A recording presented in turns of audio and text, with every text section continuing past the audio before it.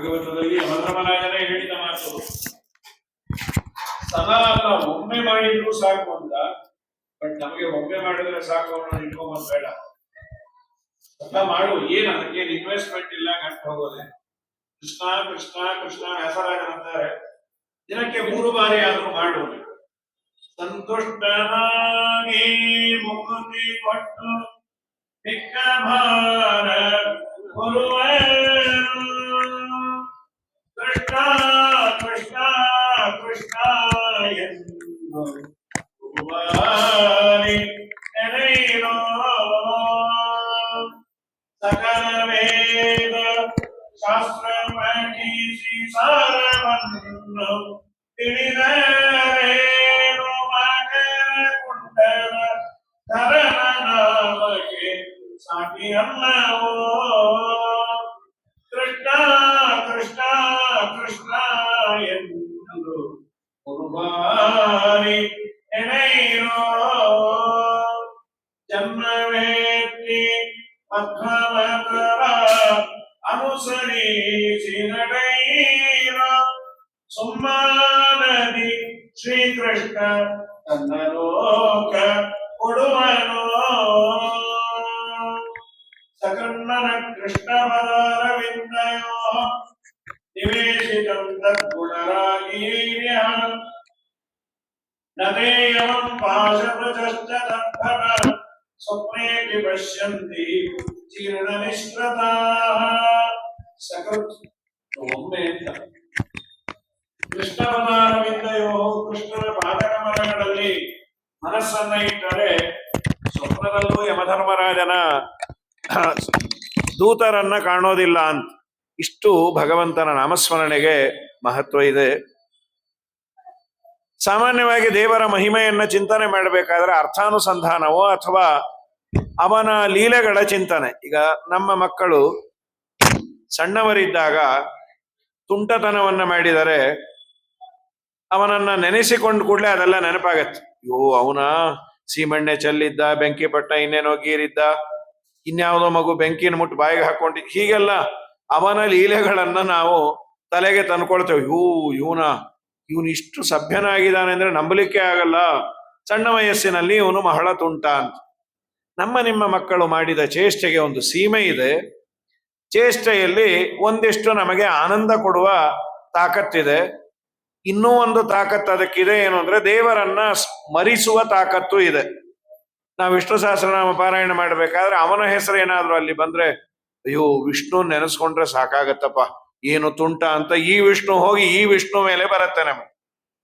ಹಾಗಾದರೆ ನಾವು ಕೃಷ್ಣನನ್ನ ಸದಾ ನೆನೆಯಬೇಕಾದರೆ ಅವನ ಮಹಿಮೆಯನ್ನ ತಿಳಿದು ಅವನ ಲೀಲೆಗಳನ್ನ, ಅಲ್ಲ ಅವನು ಇದೆ ಅಲ್ವ ಮಾಡಿದ್ದು, ಹಾಲು ಮೊಸರು ಬೆಣ್ಣೆ ಎಲ್ಲ ಕದ್ದದ್ದು ಮಾಡಿದ್ದು, ಅದನ್ನೆಲ್ಲವನ್ನ ಜ್ಞಾನಿಗಳು ಪರ್ಯವಸಾನ ಮಾಡೋದು ಅವನ ಸರ್ವೋತ್ತಮತ್ವದಲ್ಲಿ. ಅವನು ಹಾಲು ಮೊಸರು ಅಷ್ಟನ್ನೆಲ್ಲ ತಿಂದು ಕುಡಿದಾದರೂ ಅವನಿಗೆ ಏನೂ ಆಗ್ತಾ ಇರಲಿಲ್ಲ. ಯಾಕೆ ಅಂದ್ರೆ ಅವನು ದೊಡ್ಡ ಭೂತ. ಹೀಗೆ ಅದನ್ನ ಜ್ಞಾನಿಗಳೆಲ್ಲ, ದೊಡ್ಡ ಭೂತ ಅಂದ್ರೆ ಏಕೋ ವಿಷ್ಣು ಮಹದ್ಭೂತಂ ಅಂತ. ಹಾಗೆ ಈ ನಾವು ತಿಳ್ಕೊಂಡಿರೋ ಭೂತ ಪ್ರೇತ ಅಲ್ಲ. ಏಕೋ ವಿಷ್ಣು ಮಹದ್ಭೂತಂ ಪೃಥುಗ್ಭೂತಾನ್ ಅನೇಕಶಃ ತ್ರೀನ್ ಲೋಕಾನ್ ವ್ಯಾಪ್ಯ ಭೂತಾತ್ಮ ಭುಂಕ್ತೆ ವಿಶ್ವಭುಗವ್ಯಯ. ಜಗತ್ತನ್ನೇ ನುಂಗುವ ದೇವರಿಗೆ ಈ ಹಾಲು ಮೊಸರು ಇದೇನಿದು, ಗೃಹಾನ್ ಭಕ್ಷಯಿತು ಪುಂಸಃ ಕವಾಟಃ ಪರ್ಪಟಾಯತೆ ಅಂತ. ಮನೆಯನ್ನೇ ನುಂಗೋನಿಗೆ ಬಾಗಿಲೇನು ದೊಡ್ಡದು ಅಂತ. ಹಾಗೆ ನಮ್ಮ ಭಗವಂತನ ಲೀಲೆಗಳನ್ನ ಮತ್ತೆ ಅವನು ಮಾಡಿ ತೋರಿಸಿಯಾನೆ ನಮಗಾಗಿ. ಇವೆಲ್ಲವೂ ದೇವರಿಗೆ ಏನು ಬೇಡ, ನಮಗಾಗಿ ದೇವರು ಇಷ್ಟೆಲ್ಲ ಮಾಡಿದಾನೆ. ಅದನ್ನ ವಿಸ್ತಾರವಾಗಿ ಹೇಳಿ ಅಂತ ಪರೀಕ್ಷಿತ್ ರಾಜರು ಪ್ರಶ್ನೆಯನ್ನ ಮಾಡ್ತಾರೆ. ನಿವೃತ್ತ ತರಶೈರುಪಗೀಯಮಾನಾತ್ ಭವೌಷಧ ಶ್ರೋತೃ ಮನೋಭಿರಾಮಾತ್ ಕವುತ್ತಮ ಶ್ಲೋಕ ಗುಣಾನುವಾದಾತ್ ಪುಮಾನ್ ವಿರಜ್ಯೇತ ವಿನಾ ಪಶುಘ್ನಾತ್. ಸ್ವಾಮಿ, ನಿಮ್ಮಂಥವರು ಸಿಗೋದೇ ಅಪರೂಪ. ಶುಕರ ಬಗ್ಗೆ ಪರೀಕ್ಷಿತರು ಹೇಳುವ ಮಾತು, ನಿವೃತ್ತ ತರಶೈಹಿ, ಅವರು ನಿವೃತ್ತರಾಗಿದ್ರು. ಸಾಮಾನ್ಯ ನಮಗೆ ನಿವೃತ್ತಿ ಅಂದ ಕೂಡಲೇ ತಲೆಗೆ ಬರೋದು ರಿಟೈರ್ಮೆಂಟ್. ಶುಕಾಚಾರ್ಯರೇ, ನೀವು ರಿಟೈರ್ ಆಗಿದ್ದೀರಿ, ಮತ್ತೆ ನಮಗೆ ತುಂಬಾ ಹೊತ್ತು ಮಾತಾಡಬೇಕಾದ್ರೆ ಸ್ವಲ್ಪ ರಿಟೈರ್ ಆದವ್ರನ್ನ ಆಪ್ಟ್ ಮಾಡ್ಕೊಂಬೋದೇ ಒಳ್ಳೇದು. ಪುರುಸೊತ್ತಿರತ್ತೆ ಅವ್ರಿಗೆ. ಈ ಸಣ್ಣ ವಯಸ್ಸಿನವರಾದ್ರೆ ಅವ್ರು ಒಂದ್ ನಿಮಿಷ I will talk to you, ಇಲ್ಲ ವಾಟ್ಸಾಪ್ ಅಲ್ಲಿ ಮೆಸೇಜ್ ಮಾಡಿಬಿಡಿ ಅಂತಾರೆ. ಈ ವಯಸ್ಸಾದವ್ರಿಗೆ ಪರಸ್ಪರಂ ಭಾವೆಯಂತಹ ಇವ್ರಿಗವರು ಅವ್ರಿಗಿವರು, ಇವ್ರ ಸುಖ ದುಃಖ ಅವ್ರಿಗೆ ಹೇಳಿ, ಅವ್ರ ಸುಖ ದುಃಖ ಇವ್ರಿಗೆ ಹೇಳ್ಕೊಂಡು, ಈ ಮಧ್ಯದಲ್ಲಿ ಇಬ್ಬರಿಗೂ ಕಿವಿ ಕೇಳಿಸ್ತಾ ಇದ್ರೆ ಅದು ಬಗೆನೇ ಹರಿಯದ ಕಾನ್ವರ್ಸೇಷನ್ ಆಗತ್ತೆ. ಇರ್ಲಿ, ಅಂತೂ ಅವರವರ ನೋವುಗಳನ್ನ ಆ ಏಜಿನವರು ಅರ್ಥ ಮಾಡಿಕೊಳ್ತಾರೆ. ಶುಕಾಚಾರ್ಯರಿಗೆ ನೀವು ನಿವೃತ್ತರಾಗಿದ್ದೀರಿ, ಅವರು ನಿವೃತ್ತಿಯನ್ನ ಹೊಂದೋದೇ ಇಲ್ಲ. ದೇವತೆಗಳಿಗೆ ರಿಟೈರ್ಮೆಂಟ್ ಇಲ್ಲ. ಯಾಕೆ ಅಂದ್ರೆ 60 ಆದರೆ ಅಥವಾ 58 ಆದರೆ ರಿಟೈರ್, ಟೈರ್ಡ್ ಆದ್ರೆ ರಿಟೈರ್ಡ್. ಟೈರ್ಡ್ ಅಂದ್ರೆ ತುಂಬಾ ಸುಸ್ತಾಗೋದು ಅಂತ. ದೇವತೆಗಳಿಗೆ ಬೆವರು ಬರುವುದಿಲ್ಲಂತೆ. ನಳಮಹಾರಾಜನ ಚರಿತ್ರೆಯಲ್ಲಿ ದಮಯಂತಿ ಇದನ್ನೇ ಗಮನಿಸ್ತಾಳೆ. 4 ಜನ ಹಾಗೆ ನಿಂತರು, ಯಮಧರ್ಮರಾಜ, ಇಂದ್ರ, ಅಗ್ನಿ, ವರುಣ, ಈ ಕಡೆ ನಳ. 5 ಜನ ಒಂದೇ ತರ ಇದ್ದಾರೆ. ನಿನ್ನ ಗಂಡನನ್ನ ನೀನು ಯಾರು ಅಂತ ಸೆಲೆಕ್ಟ್ ಮಾಡಿದರೆ ನಾವು ಹಿಂದೆ ಸರಿತೇವೆ. ಏನ್ ಮಾಡೋದು, ಎಲ್ಲ ಒಂದೇ ತರ ಇದ್ರೆ. ಆಗ ಅವಳು ಸೂಕ್ಷ್ಮವಾಗಿ ಗಮನಿಸಿದಾಗ ನಳನ ಮೈಯೆಲ್ಲ ಬೆವರಿತು. ಈ 4 ಜನಕ್ಕೆ ಬೆವರಿರ್ಲಿಲ್ಲ, 2-3 ಹಿಂಟು. ಕಣ್ಣು ಅದು ಮಿಟುಕ್ತಾ ಇತ್ತು. ದೇವತೆಗಳ ಕಣ್ಣು ಮಿಟುಕೋದಿಲ್ಲ, ಅನಿಮಿಶೇಷರು ಅಂತ. ನಿಮೇಶ ಅಂದ್ರೆ ನಾವು ಕಣ್ಣು ಹೀಗೆ, ಇದು ಆರೋಗ್ಯದ ಸಂಕೇತ. ಕಣ್ಣು ಆಗಾಗ ಅದು 2 ಕಣ್ಣು ಹೊಡಿಬೇಕು, ಒಂದೇ ಹೊಡೆದ್ರೆ ಅನಾರೋಗ್ಯದ ಸಂಕೇತ ಅದು. ಅಥವಾ ಒಂದೇ ಕಣ್ಣು ಹೊಡೆಯೋದಾದ್ರೆ ಗೋಡೆ ಕಡೆ ಹೊಡ್ಕೋತಾ ಇರೋಣ, ಬೇರೆ ಇನ್ನೆಲ್ಲೋ ನೋಡಿ ಹೊಡೆದ್ರೆ ಅದು ತುಂಬಾ ಅನಾರೋಗ್ಯಕ್ಕೆ, ಆ ನರ್ಸಿಂಗ್ ಹೋಮಿಗೆ ಅದು ಅವಕಾಶ ಕೊಡುತ್ತೆ. ಅಂದ್ರೆ ಮನುಷ್ಯನ ಬದುಕಿದಾನೆ, ಆರೋಗ್ಯವಂತನಾಗಿದ್ದಾನೆ ಅಂದ್ರೆ ಗೊತ್ತಿಲ್ಲದೆ ಕಣ್ಣು ಮುಚ್ಚೋದು, ತೆಗೆಯೋದು, ನಿಮೇಶ ಅಂತ ಕರೀತಾರೆ ಅದನ್ನ. ಹೀಗಾಗಿ ದೇವತೆಗಳಿಗೆ ಬೆವರು, ಮೈ ಬೆವರೋದಿಲ್ಲ. ಯಾಕೆ ಬೆವರೋದಿಲ್ಲ ಅಂದ್ರೆ ಅವರಿಗೆ ಸುಸ್ತಾಗೋದಿಲ್ಲ, ಕಣ್ಣು ಮಿಟುಕಿಸುವ ಪ್ರಶ್ನೆ ಇಲ್ಲ. ಇದೆರಡನ್ನು ಗಮನಿಸಿ, 2-3 ಅಂಶವನ್ನ ಗಮನಿಸಿ, ಇವನೇ ನನ್ನ ಯಜಮಾನ ಆಗುವವನು, ಇವನೇ ನಳಚಕ್ರವರ್ತಿ ಎಂದಾಗ ಅವರೆಲ್ಲ 4 ಜನ ಹಿಂದೆ ಸರಿತಾರೆ. ಹೇಳುವ ತಾತ್ಪರ್ಯ, ದೇವತೆಗಳಿಗೆ ಅಮರ, ನಿರ್ಜರ, ದೇವಾಹ ಅಂತ ಅಮರಕೋಶದಲ್ಲಿ ಅಮರರು, ಮರಣ ಇಲ್ಲ. ನಿರ್ಜರಾಹ, ಜರೆ ಅಂದ್ರೆ ಮುಪ್ಪು, ನಿರ್ಜರರು. ಹಾಗಾಗಿ ಶುಕಾಚಾರ್ಯರು ರುದ್ರದೇವನ ಅವತಾರ ಆದದ್ದರಿಂದ ಅವ್ರು ಎಲ್ಲಿ ರಿಟೈರ್ ಆಗೋದು? ಅಲ್ಲಿ ಅಂದದ್ದು ರಾಜ, ನೀವು ವಯಸ್ಸಿನಿಂದ ರಿಟೈರ್ ಅಲ್ಲ, ಮತ್ತ ಅವರ ಡೇಟಾ ಕೊಡ್ಬೇಕಾದ್ರೆ 16 ವರ್ಷ ಅಂತ ಕೊಟ್ಟಿದ್ದು. ಹಾಗಾದ್ರೆ ಏನ್ ಅವ್ರು ರಿಟೈರ್ ಆದದ್ದು? ಆಸೆಯಿಂದ ರಿಟೈರ್ ಆಗ್ಬೇಕಂತ. ಮನುಷ್ಯನಿಗೆ ಬಯಕೆಗಳು, ತೃಷೆ ಅಂದ್ರೆ ಬಯಕೆ, ಅದು ಬೇಕು, ಇದು ಬೇಕು, ಇದು ಬೇಕು. ದುರಂತ ಅಂದ್ರೆ ಆಡ್ ಆನ್ ಆಗ್ತಾ ಹೋಗುತ್ತೆ ನಮ್ಮ ಜೀವನದಲ್ಲಿ. ನಾನೇನೋ ಒಂದು ಬಯಸ್ತೇನೆ, ಅದು ಸಿಗಲಿಲ್ಲ ಅಂದ್ರೆ ಅಷ್ಟರಲ್ಲೇ ನಾನು ಸುಮ್ಮನೆ ಇರ್ತೇನೆ. ಅದು ಸಿಗುತ್ತು ಅಂದ್ರೆ ಇನ್ನೊಂದಕ್ಕೆ ಟ್ರೈ ಮಾಡಬಾರದು ಅಂತ ಹೋಗ್ತೇನೆ ಅಂತ. ಇದು ಹ್ಯೂಮನ್ ಸೈಕಾಲಜಿ. ಇದು ಒಂದು ಸಿಗ್ತಾ ಇನ್ನೊಂದು, ಇನ್ನೊಂದು ಸಿಗ್ತಾ ಮತ್ತೊಂದು. ಇಷ್ಟು ದೊರಕಿದರೆ ಮತ್ತಷ್ಟು ಬೇಕೆಂಬಾಸೆ, ಅಷ್ಟು ದೊರಕಿದರೆ ಇನ್ನಷ್ಟು ಬೇಕೆಂಬಾಸೆ. ಕಷ್ಟ ಬೇಡೆಂಬಾಸೆ, ಕಡು ಸುಖವ ಕಾಂಬಾಸೆ, ನಷ್ಟ ಜೀವನದಾಸೆ, ಪುರಂದರ ವಿಠಲ ಭಿನ್ನಕ್ಕೆ ಬಾಯಿಲ್ಲವಯ್ಯ. ಪ್ರಾಯ ಹಳೆ ಜನಕ್ಕೂ ಇವತ್ತಿನವರೆಗೂ ಇರುವ ದೊಡ್ಡ ಗ್ಯಾಪ್ ಏನು? ಅವರಿಗೆ ತೃಪ್ತಿ ಇತ್ತು, ಏನು ಸಿಕ್ತೋ ಅದರಲ್ಲಿ ಸಂತೋಷ ಪಡೋರು. ಇದ್ದದ್ದನ್ನ ನೋಡಿ ಸಂತೋಷ ಪಡೋದಕ್ಕಿಂತ ಇಲ್ಲದೆ ಇರೋದ್ರ ಬಗ್ಗೆ ಕೊರಗೋದೇ ಜಾಸ್ತಿ ಆಗಿದೆ. ಇನ್ನೊಬ್ಬರಿಗೆ ಬಂದ್ರೆ ಅದನ್ನ ಇನ್ನೂ ಬೇಜಾರಿಂದ ನಾವು ಹೊಟ್ಟೆ ಹುರ್ಕೊಳ್ತಾ ಇರ್ತೇವೆ. ಇದಾಗಬಾರ್ದಂತ ಮನುಷ್ಯನಿಗೆ. ಪ್ರಾಯ ಈಗ ಮತ್ತೆ ಅದನ್ನ ತೆಗೆದಿಯಾರೋ ಏನೋ ಗಮನಿಸಿಲ್ಲ ನಾನು. ನಮ್ಮ KSRTC ಬಸ್ಸಲ್ಲೆಲ್ಲ DV ಗುಂಡಪ್ಪ ಅವರು ಮಂಕುತಿಮ್ಮನ ಕಗ್ಗದ ಒಂದು ಸಾಲನ್ನ ಹಾಕಿದ್ರು. ಇರುವ ಭಾಗ್ಯವ ನೆನೆದು, ನಿನಗೇನು ದೇವರು ಕೊಟ್ಟಿಯಾನೆ ಅದನ್ನ ಮೊದಲು ಅಕ್ಸೆಪ್ಟ್ ಮಾಡು, ಸಂತೋಷ ಪಡು. ಕಣ್ಣು, ಕಿವಿ, ಮೂಗು, ಬಾಯಿ, ಬುದ್ಧಿ ಎಲ್ಲ ನೆಟ್ಟಗಿಟ್ಟಿಯಾನಲ್ಲ, ಅದಕ್ಕೊಂದು ದೇವರಿಗೆ ಮೊದಲು ನಮಸ್ಕಾರ ಮಾಡು. ಯಾವುದು ನಿನಗೆ ಬರೋದಿಲ್ಲ ಅದರ ಬಗ್ಗೆ ಕಾಳಜಿಯನ್ನ ಮಾಡಬೇಡ. ಇರುವ ಭಾಗ್ಯವ ನೆನೆದು ಬಾರದದ್ದರ ಬಗ್ಗೆ ತಲೆ ಕೆಡಿಸಿಕೊಳ್ಳಬೇಡ ಅಂತ ಮಂಕುತಿಮ್ಮನ ಕಗ್ಗದ್ದದು. ನಾವು ಇದನ್ನ ಬೇರೆ ಕಡೆ ಅಪ್ಲೈ ಮಾಡ್ತೀವಿ. ಇರುವ ಭಾಗ್ಯವ ನೆನೆದು ಅನ್ನೋದನ್ನ ಈ ಓದ್ತಾ ಇರೋರು, ಸ್ವಲ್ಪ ಹುಡುಗರುಗಳು ಸರಿ ಓದ್ದೆ ಮಾಡದೆ ಮ್ಯಾಚು ಗೀಚು ನೋಡ್ತಾ ಕೂತಿದ್ರೆ, DV ಗುಂಡಪ್ಪ ಹೇಳಿದ್ದಾರೆ, ಇರುವ ಭಾಗ್ಯವ ನೆನೆದು 30 ಮಾರ್ಕ್ಸ್ ಬಂದ್ರೆ ಸಾಕು. ನಾವು ಇಲ್ಲಿ ಅದನ್ನ ಅಪ್ಲೈ ಮಾಡೋದಲ್ಲ. ಓದಿಗಾಗಿ ಅವನು ಸದಾ ಅದರಲ್ಲಿ ದಾಹ ಬೇಕು, 100ಕ್ಕೆ 100 ಬರಬೇಕು ಅಂತ. ಸಂಪತ್ತಿಗಾಗಿ ಇನ್ಯಾರಿಗೋ ಹಿಂಸೆಯನ್ನ ಕೊಡುವ ವಿಷಯದಲ್ಲಿ ಬಿಡು, ಅವನೇ ಗೆಲ್ಲಿ, ನನ್ನ ಬಿಡು, ಅವನೇ ಅಲ್ಲಿ, ಹಾಗೆ ಇರಬೇಕೆ ವಿನಃ ನಾವು ಅದನ್ನು ಬೇರೆ ಬೇರೆ ಕಡೆ ಬಳಸ್ತೇವೆ. ನಿವೃತ್ತ ತರಶೈಹಿ ಉಪಗೀಯಮಾನಾತ್, ನಿಮಗೆ ಯಾವ ಬಯಕೆ ಇಲ್ಲ. ಭವೌಷಧಾತ್, ಅಲ್ಲ ಸಾಮಾನ್ಯವಾಗಿ ಯಾರೋ ಒಬ್ರು ಪುರಾಣ ಹೇಳಲಿಕ್ಕೆ ಬಂದ್ರು, ಕೇಳೋರ್ಗೊಂದು ಇರತ್ತಲ್ವಾ, ಏನು ಕೊಟ್ರೆ ಅವರು ಒಳ್ಳೆಯದು, ಅವ್ರಿಗೇನು ನಾವು ಕೊಡಬೇಕಾಗತ್ತೆ, ಅವ್ರ ಸಂಭಾವನೆ ಹೇಳದೇ ಇದ್ರೆ ಸ್ವಲ್ಪ ಆತಂಕ ಇರತ್ತೆ. ಏನು ಕೊಡಬೇಕು ಶುಕಾಚಾರ್ಯರಿಗೆ? ಅವ್ರಿಗೆ ಯಾವುದೂ ಇಲ್ಲಂತ, ಏನು ಬೇಡ, ಅವ್ರಿಗೆ ಆಸೆ ಇಲ್ಲ, ನೀವೇನು ಕೊಟ್ಟರು ಅವರಿಗೆ ನಗಣ್ಯವೇ. ಯಾರೋ ಆಚಾರ ಬರ್ತಾರೆ, ನೀವೇನು ಕೊಡಬೇಡಿ, ನಾನು ಪುರಾಣ ಹೇಳ್ತೇನೆ. ಇವ್ರು ಕೇಳಿದ್ರು, ಸರ್ ಎಷ್ಟೊತ್ತು ಹೇಳ್ತೀರಿ, ನಿಮ್ಗೆ ಯಾಕೆ ಅದು ಯೋಚನೆ ಇಲ್ಲಲ್ಲ, 1 ಅವರ್ಗೆ ಇಷ್ಟು ಅನ್ನೋದಾದ್ರೆ, ಈಗ ಆಟೋ ಹತ್ತಿದಾಗ ಕೆಲವೊಮ್ಮೆ ಈಗ ಯಾರು ಮೀಟರ್ ಹಾಕೋದೇ ಇಲ್ಲ, ಓಲಾ ಫಿಕ್ಸ್ ಆಗಿರುತ್ತೆ. ಕೆಲವೊಮ್ಮೆ ನಮ್ಮ ಹತ್ರ 55 ರೂಪಾಯಿ ಇರುತ್ತೆ, ನಮ್ಮ ಮನೆ ಬರ್ಲಿಕ್ಕೆ ಇನ್ನೊಂಚೂರು, ಎಲ್ಲಿ 2 ರೂಪಾಯಿ ಓಡಿದ್ರೆ ಎಲ್ಲಿ ಸಾಯೋದು, ಅದಕ್ಕೆ ಅಲ್ಲೇ ಇಳಿದು ಇಲ್ಲೇ ನಮ್ಮನೆ ಅಂದ್ರು. ಸರ್ ಲಾಸ್ಟ್ ಟೈಮ್ ಅಲ್ಲಿತ್ತಲ್ಲ, ಅದೇ ಅಲ್ಲಿ ತೋಡು ಬಿಟ್ಟಾರೆ ಅಂತ ಹೇಳಿ ಈಗ ಇಲ್ಲೇ ಇಳಿತೀನಿ. ಸೊ ನನ್ನ ಹಣದ ಲಿಮಿಟ್ ಇದ್ರೆ ನಾನು ಅಲ್ಲೇ ಇಳಿತೇನೆ. ಹೇಳುವವರಿಗೆ ಆಸೆ ಇಲ್ಲಪ್ಪ, you need not to worry, ಅವ್ರೇನು ಕೇಳೋದಿಲ್ಲ. ಸರಿ ರೀ, ಅವ್ರು ಏನು ಕೇಳಲ್ಲ, ನಾ ಯಾಕೆ ಕೇಳಬೇಕು, ನನ್ನ ಕರ್ಮ.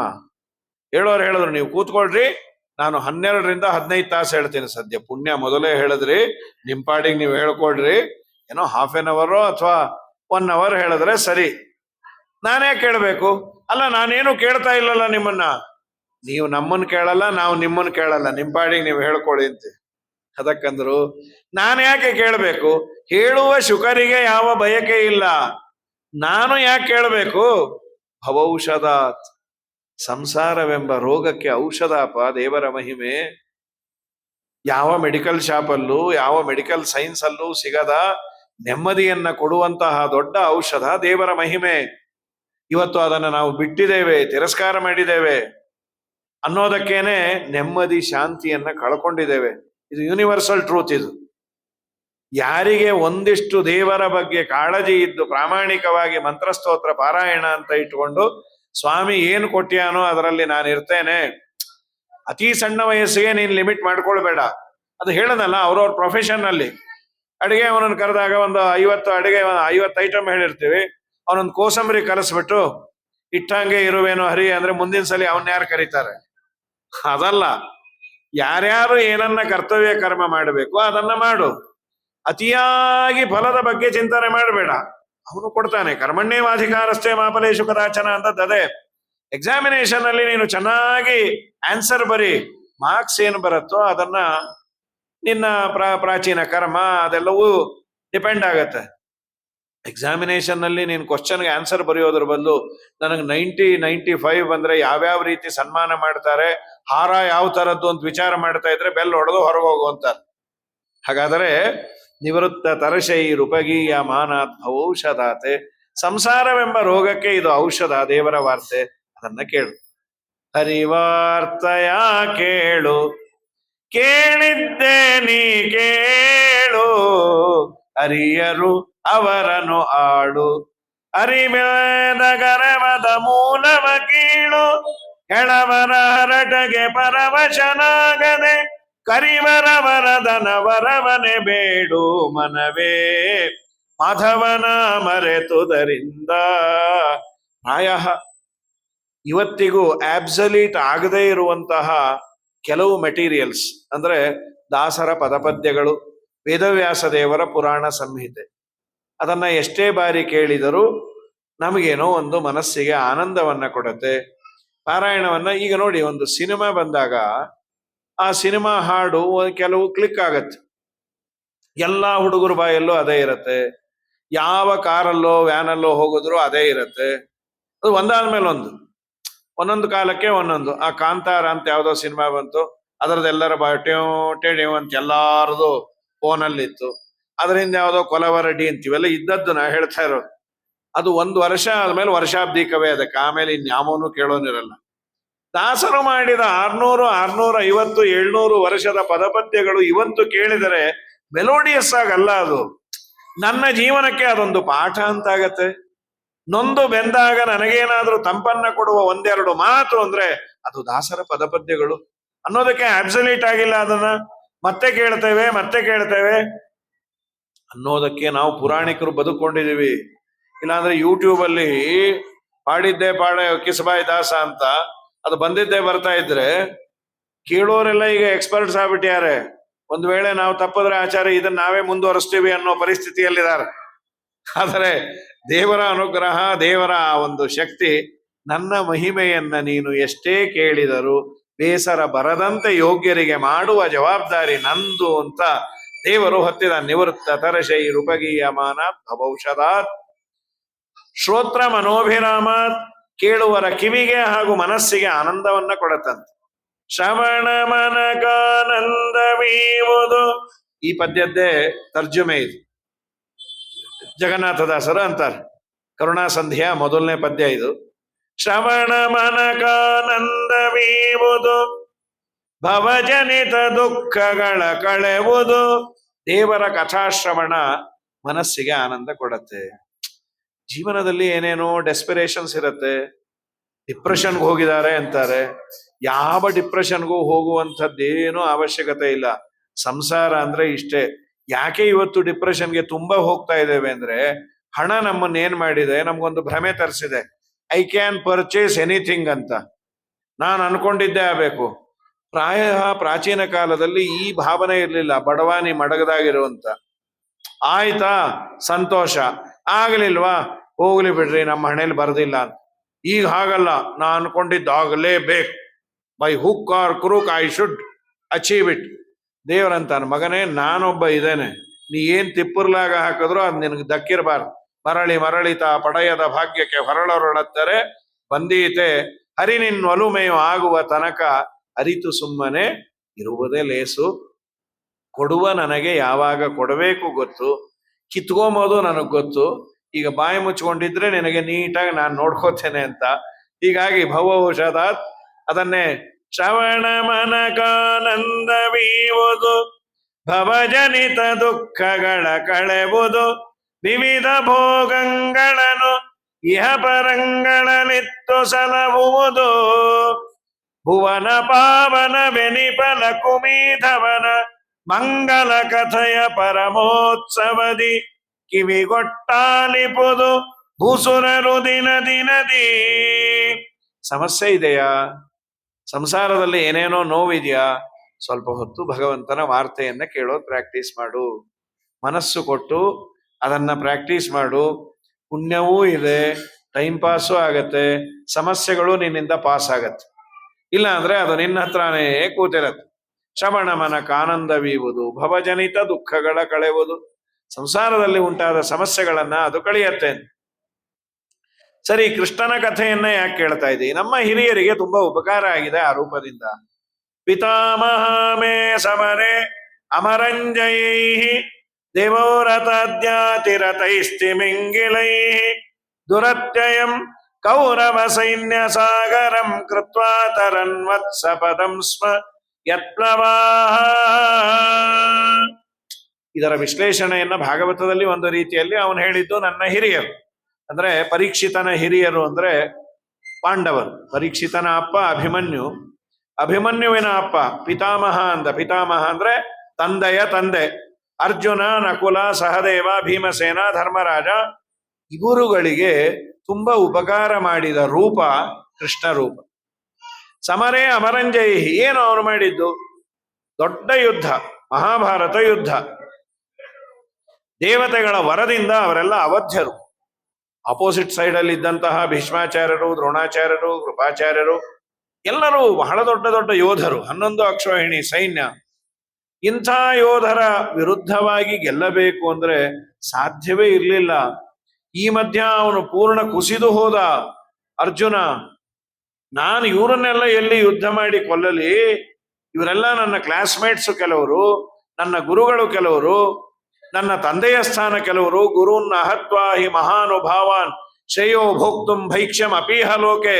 ಹತ್ವಾರ್ಥ ಕಾಮಾಂಸ್ತು ಗುರುನಿಹೈವ ಭುಂಜೀಯ ಭೋಗಾನ್ ರುದಿರ ಪ್ರತಿಜ್ಞಾನ್ ಯೇಷಾಮರ್ಥೆ ಕಾಂಕ್ಷಿತಂನೋ ರಾಜ್ಯಂ ಭೋಗ ಸುಖಾನಿಚ. ಯಾರ ಸಲುವಾಗಿ ನಾನು ಈ ಎಲ್ಲ ಭೋಗ ಭಾಗ್ಯಗಳನ್ನ ಬೇಡ್ತಾ ಇದ್ದೇನೆ ಅವರನ್ನ ಕೊಲ್ಲುವವರೆಗೂ, ಅಂದ್ರೆ ನನ್ನ ಅಪೇಕ್ಷೆ ಹೀಗಿದೆ, ನನಗೆ ಉಪಕಾರ ಮಾಡಿದ ಹಿರಿಯರನ್ನೆಲ್ಲ ರಾಜ್ಯ ಬಂದ ಮೇಲೆ ಸುಖವಾಗಿ ನೋಡ್ಕೋಬೇಕು ಅಂತ. ಭೀಷ್ಮಾಚಾರ್ಯರನ್ನ ದ್ರೋಣಾಚಾರ್ಯರನ್ನ ಚೆನ್ನಾಗಿ ನೋಡ್ಕೋಬೇಕು. ಆದ್ರೆ ಅವರನ್ನೆಲ್ಲ ಕೊಲ್ಲೋವರೆಗೂ ರಾಜ್ಯ ಬರೋದೇ ಇಲ್ವೇ? ಛೇ ಬೇಡ. ಹೀಗೆ ಕೂತಾಗ ಕೃಷ್ಣ ಭಗವದ್ಗೀತೆಯನ್ನು ಉಪದೇಶ ಮಾಡಿ ಅಪ್ಲಿಫ್ಟ್ ಮಾಡಿ ಅವನನ್ನ ಯುದ್ಧ ಮಾಡೋದು ಕ್ಷತ್ರಿಯನ ಕರ್ತವ್ಯ ಕರ್ಮ, ಅದು ಯುದ್ಧವನ್ನ ಮಾಡು ಅಂತ. ಇಷ್ಟೆಲ್ಲ ದೇವರು ಮಾಡಿದ ಉಪಕಾರ ಒಂದ ಎರಡ? ಪಾಂಡವರ ಮನೆಯಲ್ಲಿ A to Z ಅಂದ್ರೆ ದೇವರಂತ. ಯಾವುದದು? A ಅಂದ್ರೆ ಸುಪ್ರೀಂ ಆದಂತಹ ಮರ್ಯಾದೆ, ಪಾದ ತೊಳಸ್ಕೊಂಬದು. Z ಅಂದ್ರೆ ಅದು ಕಡೆ ಯಾವುದು? ಎಲೆ ಎತ್ತೋದು. ಎಲೆ ಎತ್ತುವ ಕೆಲಸದಿಂದ ದೇವರು ಪಾದ ಪ್ರಕ್ಷಾಳನೆ ಅಗ್ರ ಪೂಜೆಯವರೆಗೂ ಎಲ್ಲವನ್ನ ಪಾಂಡವರ ಮನೆಯಲ್ಲಿ ಏನ್ ಮಾಡ್ತಿರೋ. ಇದೆರಡು ವಿರುದ್ಧವಾದದ್ದು. ದೊಡ್ಡ ಆಚಾರ್ಯರನ್ನ ಮನೆಗೆ ಕರೆದು ಅವರಿಗೆ ಶಾಲು ಮರ್ಯಾದೆ ಎಲ್ಲ ಹೊದ್ದಿಸಿ, ಇನ್ನು ಹೋಗಿ ಬನ್ನಿ, ಒಂದೇ ಒಂದು ನಮ್ಮ ಅಪೇಕ್ಷೆ ಇದೆ, ನಮ್ಮ ಪಾಲಿಗೆ ನೀವೇ ಕೃಷ್ಣ, 3-4 ಜನ ಊಟ ಮಾಡಿಯಾರೆ, ನೀವು ಎಲೆ ಎತ್ತಿ ಗೋಮ ಮಾಡಿ ಹೊಟ್ಟೋದ್ರೆ ಕಪಾಳಕ್ಕೆ ಹಾಕ್ತೀವಿ. ಏನು ತಿಳ್ಕೊಂಡಿದ್ದೀರಿ ಅಂತನ ಕೋಪ ಬರುತ್ತೆ. ಸರ್ವೋತ್ತಮನಾದ ದೇವರು 1,00,000 ಜನದ ಎಂಜಲು ಗೋಮ ಮಾಡಿದ. ನಿಮಗೆಲ್ಲಿ ಗೊತ್ತು ಅಂದ್ರು. ಪಂಡ್ರಪುರಕ್ಕೆ ಹೋಗ್ರಿ, ಅಕ್ನಾಲೆಜ್ಮೆಂಟ್ ಅವನೇ ಇದಾನ್, ಈಗ ನಿಂತು ಬಿಟ್ಯಾನ್, ನಮ್ ಕೈಲಿ ಇನ್ನೇನು ಆಗಲ್ಲ ಪೋ. ರಾಜಸೂಯ ಯಾಗದಲ್ಲಿ ರಾಜೇಶ್ವರ ರಾಜರು ಮೊದಲಾದ ಸುರರೆಲ್ಲರೂ ಭೋಜನವನ್ನೇ ಮಾಡಿದ ಎಂಜಲು ಮೊದಲಾದ್ದು ರಾಜೀವಾಕ್ಷನು ಎತ್ತಿದ ಆಯಾಸದಿಂದಲೋ ಗಟಿಯಲ್ಲಿ ಕರವಿಟ್ಟನು. ಪಂಢರಿರಾಯ ಕಟಿಯಲ್ಲಿ ಕರವಿಟ್ಟನು. ಸುರಪಾತನಯಗೆ ಸಾರಥ್ಯವನ್ನೇ ಮಾಡಿ ಭರದಿಂದ ಚಕ್ರವ ಹಿಡಿದುದರಿಂದಲೋ ಪರಿಪರಿ ವಿಧದಿಂದ ಕುದುರೆಗಳ ತಾಂತೊಳೆದು ಪರಿಪರಿ ಕೆಲಸದ ಆಯಾಸದಿಂದಲೋ ಕಟಿಯಲ್ಲಿ ಕರವಿಟ್ಟನು. ಟೊಂಕದ ಮೇಲೆ ಕೈಯನ್ನ ಇಟ್ಟದ್ದು ಯಾಕೆ ಅಂದ್ರೆ ಟೊಂಕ ನೋವು ಬಂದೋ ಏನೋ ಅಂತ ದಾಸರು. ಏನಂತದ್ದು ಕೃಷ್ಣನಿಗೆ ಟೊಂಕ ನೋವು ಬರೋ ಕೆಲಸ? ಪಾಂಡವರ ಮನೆ ಎಲೆಗೋಮ, ಅರ್ಜುನನ ಸಾರಥ್ಯ ಒಂದ ಎರಡ? ಹಾಗಾಗಿ ಕೃಷ್ಣನ ಕಥೆಯನ್ನ ಹೇಳಿ ನಿನಗೇನು ಮಾಡಿದಾನೆ? ಅದಕ್ಕೆ ಅವನಂದ, ನನಗೆ ಉಪಕಾರ ಅಂದ್ರೆ ನನ್ನ ತಾಯಿಯ ಗರ್ಭದಲ್ಲಿದ್ದಾಗೆ ದೇವರು ನನ್ನನ್ನ ರಕ್ಷಣೆ ಮಾಡಿಯಾನ. ದ್ರೋಣ್ಯಸ್ತ್ರ ವಿಪ್ಲುಷ್ಟಮಿದಂ ಮದಂಗಂ ಸಂತಾನ ಬೀಜಂ ಕುರು ಪಾಂಡವಾನ ಜುಗೋಪ ಕುಕ್ಷಿಂ ಗತಾತ್ತ ಚಕ್ರೋ ಮಾತುಶ್ಚ ಮೇಯ ಶರಣಂ ಗತಾಯ. ನನ್ನ ತಾಯಿಯ ಗರ್ಭದಲ್ಲಿದ್ದಾಗ ನಾನು ಹೋಗಬೇಕಾಗಿತ್ತು, ಆದರೆ ಅವಳು ಪ್ರಾರ್ಥನೆ ಮಾಡಿದ್ಲು, ಅಶ್ವತ್ಥಾಮರ ಬ್ರಹ್ಮಾಸ್ತ್ರದಿಂದ ರಕ್ಷಣೆ ಮಾಡು ಸ್ವಾಮಿ, ಪಾಹಿ ಪಾಹಿ ಮಹಾಯೋಗಿನ್ ದೇವ ದೇವ ಜಗತ್ಪತೆ, ನಿನ್ನ ಬಿಟ್ಟು ಬೇರೆ ಯಾರಿಲ್ಲೋ, ನಿನ್ನೋರೇತು ಪೊರೆವರನು ನಾ ಹರಿಯೇ. ಆದಿಮೂಲ ನಿನ್ನ ಪಾದವನಂಬಿದೆ, ಭೇದವೇಣಿಸದೆಲೆ ಮೋದದಾಯಕನೇ, ಆದರದಿಂದಲಿ ಕಾಯೋ ಸೋದರ ಮಾವನ ವೈರಿ ಮೇಧಿನಿ ಪತಿ ನಿನ್ನ ಆರಾಧನೆ ಮಾಡಿಸೋ ಹರಿಯೇ. ನಿನ್ನೊರೆತು ಪೊರೆವರನು ನಾ ಹರಿಯೇ. ದೇವರೇ ತಾನು ಗರ್ಭದಲ್ಲಿ ಹೊಕ್ಕು ಉತ್ತರೆಯ ಗರ್ಭದಲ್ಲಿ ಆ ಮಗುವಿಗೂ ಆ ಬ್ರಹ್ಮಾಸ್ತ್ರಕ್ಕೂ ಮಧ್ಯದಲ್ಲಿ ಸ್ಕ್ರೀನ್ ಅಂತೆ ನಿಂತು ರಕ್ಷಣೆ ಮಾಡಿದಾನೆ. ಇಷ್ಟೆಲ್ಲ ಮಾಡಿದ ಅವನ ಕಥೆ ಅಲ್ಲದೆ ಇನ್ಯಾರದ್ದು ಕೇಳಬೇಕು, ದಯಮಾಡಿ ಹೇಳಿ, ಬಹಳ ಸಂತೋಷ ಅಂತ ಹೇಳಿ ಕೃಷ್ಣಾವತಾರದ ಹಿನ್ನೆಲೆಯನ್ನ ಹೇಳ್ತಾ ಭೂದೇವಿಗೆ ಭಾರ ಹೆಚ್ಚಾಗಿ ಭಗವಂತನನ್ನ ಪ್ರಾರ್ಥನೆ ಮಾಡಲಿಕ್ಕೆ ಬ್ರಹ್ಮದೇವರನ್ನ ಮುಂದೆ ಮಾಡಿಕೊಂಡು ಬಂದ್ಯಾಳು. ಏನೇ ಕೇಳೋದಾದ್ರೂ ಬ್ರಹ್ಮದೇವರೇ ದೇವರಲ್ಲಿ ಕೇಳಬೇಕು. ಬ್ರಹ್ಮದೇವರು ಪುರುಷ ಸೂಕ್ತದಿಂದ ಭಗವಂತನನ್ನ ಸ್ತೋತ್ರ ಮಾಡಿದಾಗ ನಾನು ಅವತರಿಸ್ತೇನೆ ಅಂತ ಭಗವಂತ ಮಾತು ಕೊಟ್ಟ. ವಸುದೇವ ದೇವಕಿ ಕಶ್ಯಪ ಅದಿತಿಯರು ಭೂಲೋಕದಲ್ಲಿ ವಸುದೇವ ದೇವಕಿ ಅನ್ನುವ ನಾಮದಿಂದ ಅವತಾರ ಮಾಡಿದ್ರು.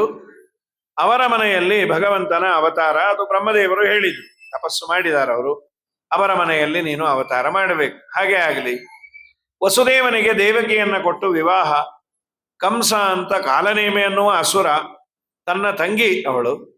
ಮದುವೆಯ ಸಂದರ್ಭದಲ್ಲಿ ಅಶರೀರವಾಣಿ ಆಯಿತು. ದೇವರು ನುಡಿದ, ಅಥವಾ ವಾಯುದೇವರು, ಅಶರೀರರು ಅಂದ್ರೆ ವಾಯುದೇವರು ನುಡಿದದ್ದು, ಇವಳ ಹೊಟ್ಟೆಯಲ್ಲಿ ಹುಟ್ಟೋ 8ನೇ ಮಗು ನಿನ್ನನ್ನ ಕೊಲ್ಲತ್ತೆ. ಅಸ್ಯಾಸ್ತ್ವಾಂ ಅಷ್ಟಮೋ ಗರ್ಭ ಹಂತಾಯಾಮ್ ನಯಸೆ ಅಭುದ. ಹೇ ಅಜ್ಞಾನಿ, ಅವಳು ಕೊಲ್ಲೋ ಮಗುನ್ ಹಡಿತಾಳೆ ಅಂತ ಮೆರವಣಿಗೆನ ಏನು ಪೆದ್ದಾನೋ. ತಕ್ಷಣ ಕತ್ತಿಯನ್ನ ಎಳೆದು ಕೊಲ್ಲಲಿಕ್ಕೆ ಹೋದಾಗ ವಸುದೇವ ಮಕ್ಕಳನ್ನ ಅರ್ಪಿಸ್ತೇನೆ, ಇವಳನ್ನ ಬಿಡು ಅಂದ. ಜೈಲಲ್ಲಿ ಇಟ್ಟ 6 ಮಕ್ಕಳಾದವು. 7ನೇದೇ ಶೇಷದೇವರು. ಶೇಷದೇವರಿಗೆ ಪ್ರಮೋಷನ್ ಕೊಟ್ಟ ದೇವರು. ತುಂಬಾ ಸೇವೆಯನ್ನ ಮಾಡಿದ್ರು. ರಾಮಾವತಾರದಲ್ಲಿ ಲಕ್ಷ್ಮಣನಾಗಿ ಅವತಾರ ಮಾಡಿ, ಅದಕ್ಕೆ ಈಗ ನೀನು ಅಣ್ಣ ಆಗು. ಅಣ್ಣ ಆದ್ರೆ ಆ ಹೆಚ್ಚಿನ ಪುಣ್ಯ ಎಲ್ಲ ಎಳ್ಕೋತೇನೆ. ಹೇಗೆ? 4 ಸಲ ನಮಸ್ಕಾರ ಮಾಡಿದ್ರೆ ಪೂರ್ಣ ಹೊಟ್ಟೋಗುತ್ತೆ. ದೊಡ್ಡವರು ನಮಗೆ ನಮಸ್ಕಾರ ಮಾಡಿದ್ರೆ ನಾವು ದೊಡ್ಡವರಾಗಲ್ಲ, ಇದ್ದ ಪುಣ್ಯ ಎಲ್ಲ ಗೋವಿಂದ ಆಗಿಬಿಡತ್ತೆ.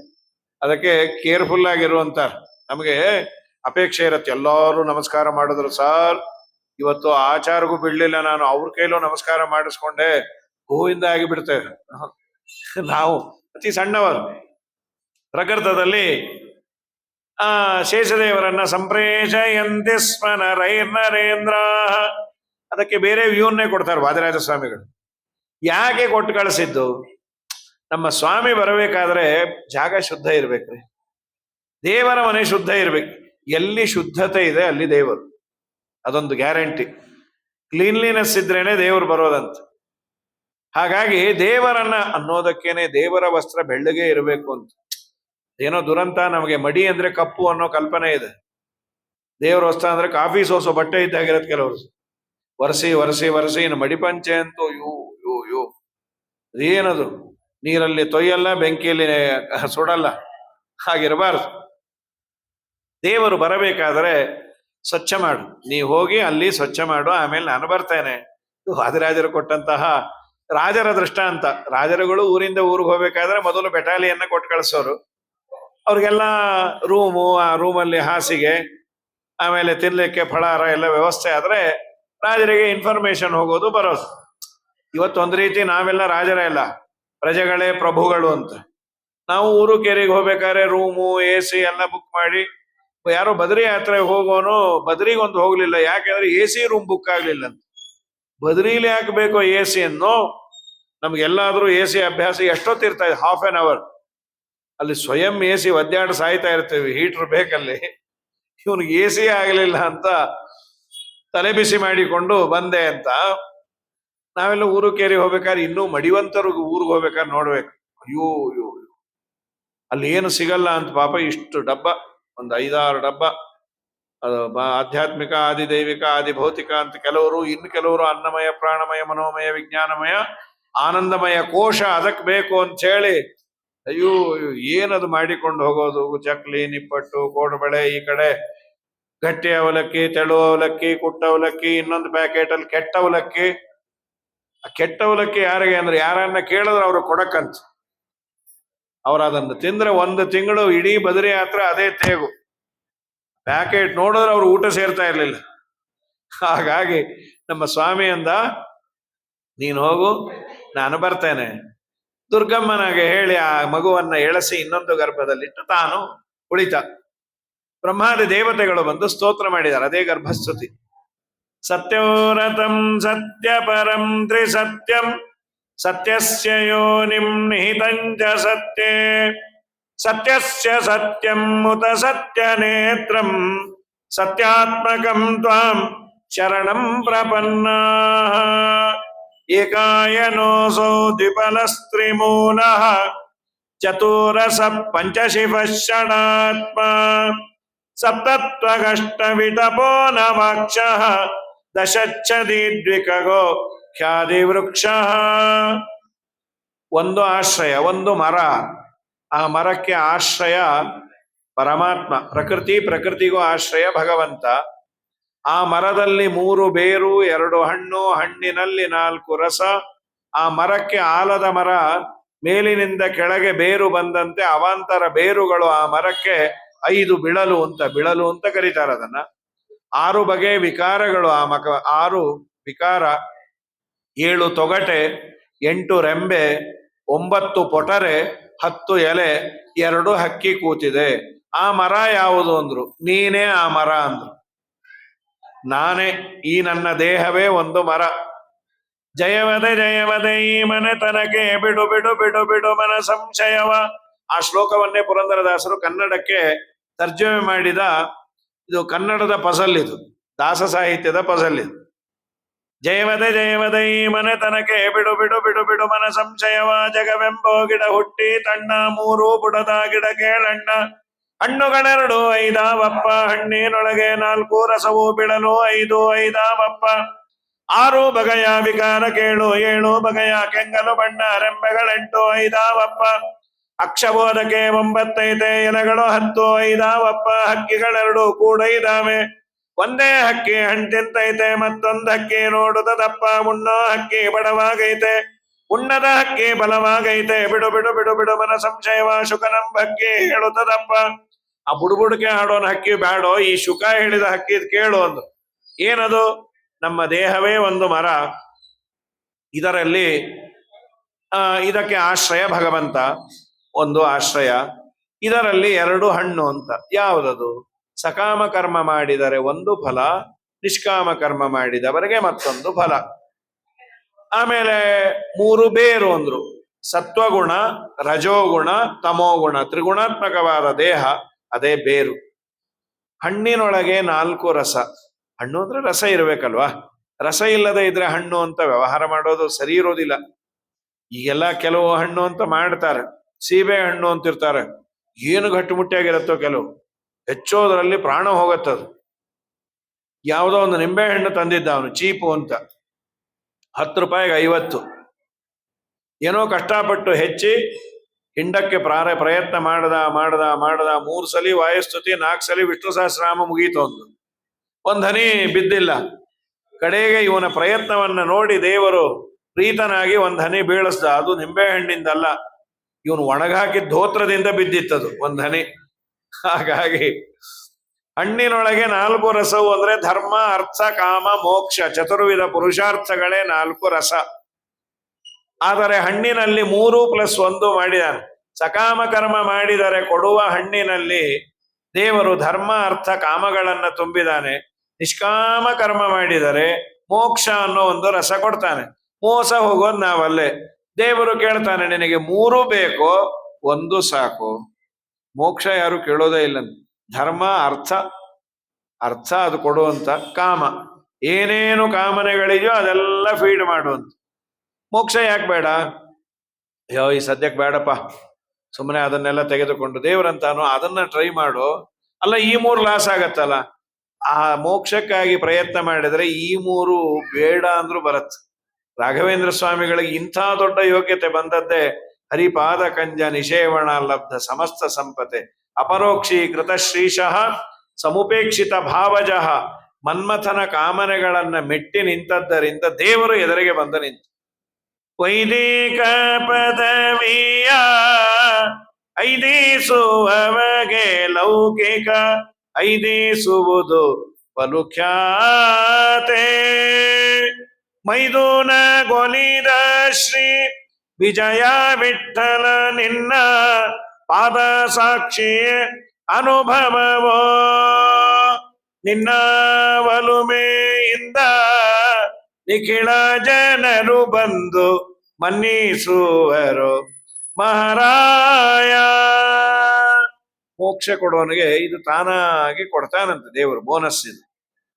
ಇಷ್ಟೆಲ್ಲ ಸ್ತೋತ್ರ ಮಾಡಿ ಅವಳಿಗೂ ಸಮಾಧಾನ ಮಾಡ್ತಾರಮ್ಮ, ನಿನ್ನ ಹೊಟ್ಟೆಯಲ್ಲಿರುವ ಮಗು ಸಾಯಲ್ಲ, ನಮ್ಮನ್ನೆಲ್ಲ ರಕ್ಷಣೆ ಮಾಡೋ ದೇವರೇ ಕೂತಿಯಾನ. ಏನ್ ಆನಂದ ಆಯ್ತು ಅವಳಿಗೆ. ದೇವರ ನನ್ನ ಹೊಟ್ಟೆಯಲ್ಲಿದಾನ? ಹೌದು. ಕಾಯ್ತಾ ಕೂತಿದ್ರು ದಂಪತಿಗಳು. ನಾಡದ್ದು ಕೃಷ್ಣಾವತಾರ ಆದದ್ದು ಅಷ್ಟಮಿಯ ರಾತ್ರಿ 11:30, 12 ಶ್ರಾವಣ ಬಹುಳ ಅಷ್ಟಮಿ. ನೋಡ್ಲಿಕ್ಕೆ ಕಾಯ್ತಾ ಇರೋದು ಅಪ್ಪ ಅಮ್ಮ. ಕಾಯ್ತಾ ಇದ್ದಾರೆ. ನಿಶೀತೆ ತಮ ಉದ್ಭೂತೆ ಜಾಯಮಾನೆ ಜನಾರ್ದನೆ ದೇವಕ್ಯಾಂ ದೇವರೂಪಿಣ್ಯಾಂ ವಿಷ್ಣು ಸರ್ವ ಗುಹಾಶ್ರಯ ಪ್ರಾದುರಾಸೀತ್ ಯಥಾ ಪ್ರಾಚ್ಯಾಂ ದಿಶೀಂದರಿವ ಪುಷ್ಕಲ. ಚಂದ್ರೋದಯ ಆದಂತೆ ದೇವರು ಬಂದು ನಿಂತದ್ದು. ಅವಳ ಗರ್ಭದಲ್ಲಿ ಇದ್ದ. ಇನ್ನೊಂದು ರೂಪದಿಂದ ಹೊರಗೂ ಇದ್ದ. ಕಾಣದ ದೇವರು ಕಾಣಿಸಿಕೊಂಡ. ಯಾಕೆ ಅಂದ್ರೆ ಅವನು ಬರೋ ಕಾಲಕ್ಕೆ ಭಾಗವತ ಅವನ ಡೇಟಾ ಕೊಡತ್ತೆ. ದೇವರು ಹೇಗಿದ್ದ? ಮೈ ತುಂಬ ಬಂಗಾರ ದೇವರಿಗೆ. ಅದು 7 ವರ್ಷದ ಮಗು. ಸಾಮಾನ್ಯ ಮಕ್ಕಳು 7 ಪೌಂಡ್ ಅಂದ್ರೆ ತುಂಬಾ ಭಾರ ಅಂತಾರೆ. ಇದು 7 ಪೌಂಡ್ ಅಲ್ಲ, 7 ವರ್ಷದ ಮಗು. ನೀಲಮಾಣಿಕ್ಯದ ಪುತ್ಥಳಿಯೋ ನವರತುನದ ಹೊಳಪೋ ಆ ಮಹಾಲಕುಮಿ ಮಾಡಿದ ಪುಣ್ಯನಿಧಿಯೋ ವಿಜಯ ವಿಠ್ಠಲರೇಯನ ನೋಡಿದರು ಆಗ ಕೊಂಡಾಡಿದರು ಆಗ. ವಿಜಯ ವಿಠ್ಠಲರೇಯನ ಕೊಂಡಾಡಿದರು ಆಗ. ಬಂದ ಮನ್ಮಾನಸಕ್ಕೆ ಶ್ರೀಹರಿ ಬಂದ ಮನ್ಮಾನಸಕ್ಕೆ. ಇಂದಿರೆ ರಮಣ ಗೋವಿಂದ ಆನಂದದಿ ಇಂದಿರೆ ರಮಣ ಮುಕುಂದ ಆನಂದದಿ ಬಂದ ಮನ್ಮಾನಸಕ್ಕೆ. ಥಳಥಳಿಸುವ ನವರತ್ನ ಕಿರೀಟವು ಹೊಳೆವ ಮಕರ ಕುಂಡಲ ಧ್ವಜವು ತುಳಸಿ ಮಾಲೆ ವನಮಾಲೆ ಎಂದೊಪ್ಪುತ ಬಲು ತೇಜಸ್ವಿಗೆ ತೇಜೋಮಯನಾದ ಹರಿಬಂಧ ಮನ್ಮಾನಸಕ್ಕೆ. ಶ್ರೀಹರಿ ತಮದ್ಭುತಂ ಬಾಲಕಂ ಅಂಬುಜೇ ಕ್ಷಣಂ ಚತುರ್ಭುಜಂ ಶಂಖಗದಾದ್ಯುತಾಯುಧಂ ಶ್ರೀವತ್ಸ ಲಕ್ಷ್ಮಂಗಲ ಶೋಭಿ ಕೌಸ್ತುಭಂ ಪೀತಾಂಬರಂ ಸಾಂದ್ರ ಪಯೋಧ ಸೌಭಗಂ.